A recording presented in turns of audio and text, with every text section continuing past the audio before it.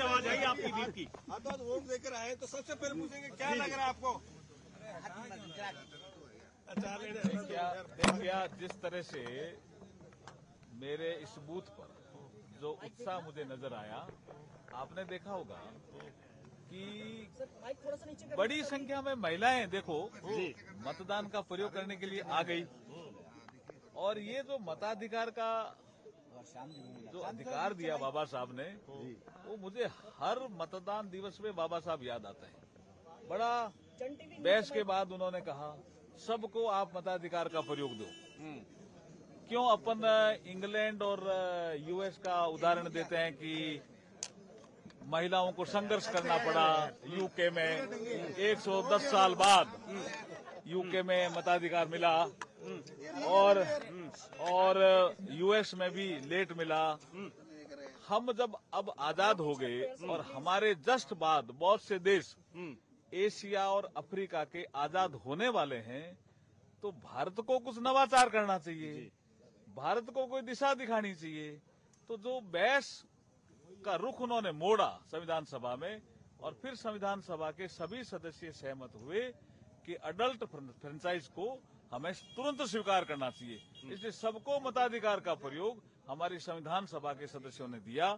मैं इस अवसर पर संविधान सभा के सभी सदस्यों को, विशेष करके ड्राफ्टिंग कमेटी के सदस्यों को और ड्राफ्टिंग कमेटी के चेयरमैन बाबा साहब डॉक्टर भीमराव अंबेडकर जी का आभार प्रकट करता हूं कि आज जब मैं मेरे बूथ पे जब देखता हूं कि अभी 7 बजे या महिलाएं वोट देने के लिए आ गई, इसका मतलब मताधिकार हमारा हक है। अच्छा सर, हम उसका प्रयोग करेंगे सर, और हमारे मत से ही सरकार चुनी जाती है। ये भाव महिलाओं का भी आया है। प्रतिशत बढ़ता है, वोट प्रतिशत बढ़ता है। आप खुद कह रहे हैं कि सुबह 7 बजे से कतारें लगी हुई है, इसका फायदा आपको है बीजेपी। देखिए लोकतंत्र को फायदा है। चलिए मेहवाल जी, जिन्होंने ये इशारों में बहुत कुछ कह दिया है, हम बात करें एक देश एक चुनाव आराम से कर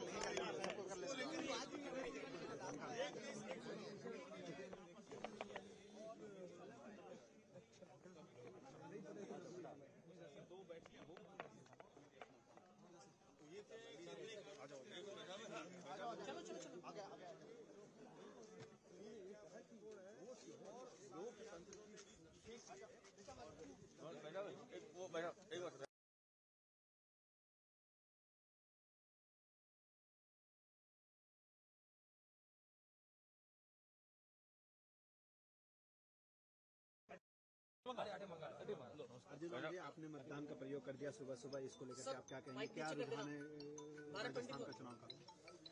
देखिए राजस्थान में भारतीय जनता पार्टी मजबूत सरकार बनाने जा रही है।